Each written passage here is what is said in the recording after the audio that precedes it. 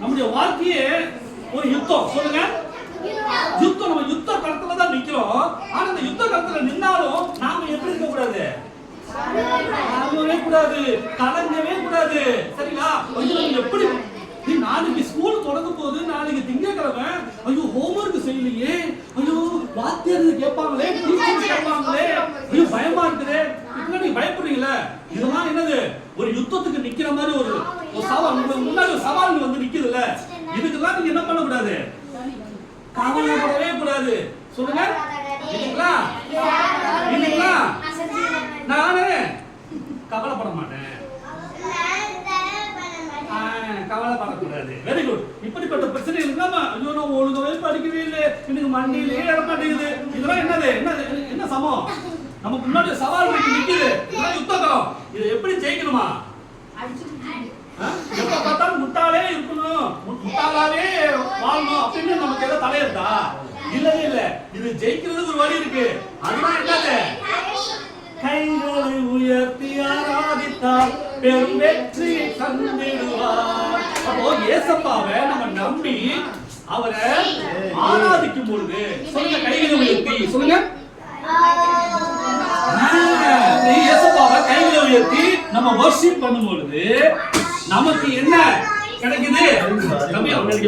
சரியா? சொல்லுங்க, வெற்றி. வெற்றி எனக்கு கொடுக்கப்பட்டிருக்கிறது. வெற்றி என்னுடைய பிறப்புரிமை. ஏன் தெரியுமா? நாம எல்லாரும் ஏசப்பாடு பிள்ளை. சொல்லுங்க, சொல்லுங்க, எல்லாரும் இண்டிவிஜுவலா தனியா சொல்லுங்க, நான் ஏசப்பாவின் பிள்ளை. ஏசப்பாடு பிள்ளையாகிய நானு வெற்றிக்கு சொந்தமானவன். தோல்வி என்பது என் வாழ்க்கையில் இல்லை, அகராதியில் இல்லை, இல்லவே இல்லை. வெற்றி எனக்கே, வெற்றி நமதே. கைத்தட்டுங்க. இப்ப பண்ணலாமா? கர்த்தரின் யுத்தத்தில் நான் நிற்கும் போது கலங்கிட தேவையில்லை, கைகளை உயர்த்தி ஆராதித்தால் பெரும் வெற்றியை தந்திடுவார். கர்த்தரின் யுத்தத்தில் நான் நிற்கும் போது கலங்கிட தேவையில்லை, கைகளை உயர்த்தி ஆராதித்தால் பெரும் வெற்றியை தந்திடுவார். சந்தோஷம், சந்தோஷம், சந்தோஷம், சந்தோஷமே, பரலோக சந்தோஷமே, சந்தோஷம், சந்தோஷம், சந்தோஷமே, அவர் சமூகத்தின் சந்தோஷமே. அப்படி வேற மாதிரி போயிட்டீங்க. சரி, அடுத்து இன்னொரு ஒரு சாங்ஸா இருக்கு. இந்த சாங்ஸ்ல கேட்டீங்கன்னா அப்படியே சும்மா மயக்கம் போல விடுவீங்க.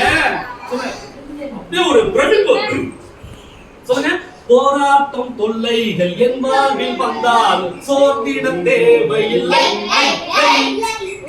உலகத்தை ஜெயித்தவன் நம்மோடு இருக்க, ஜெயம் ஜெயம் ஜெயம் நமக்கே. போராட்டம் தொல்லைகள்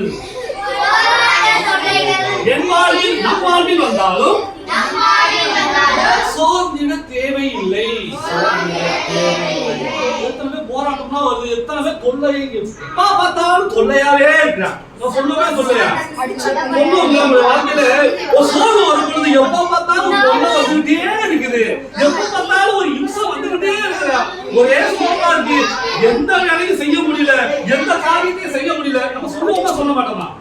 சரிங்களா? ஒரு சின்ன விஷயமா பெரிய விஷயமா ஏதாவது நமக்கு டிஸ்டர்ப் பண்ணிட்டாங்க, நம்ம என்ன பண்ணிடுவோம்? சோர்ந்து போயிடுவோம். சொல்லுங்க, சோர்ந்து போயிடுவோம். சோர்ந்து போயிட்டா எப்படி இருக்கும்? உங்க முகத்தை வைங்க பார்க்கலாம். சோர்ந்து போய் ரொம்ப சேடா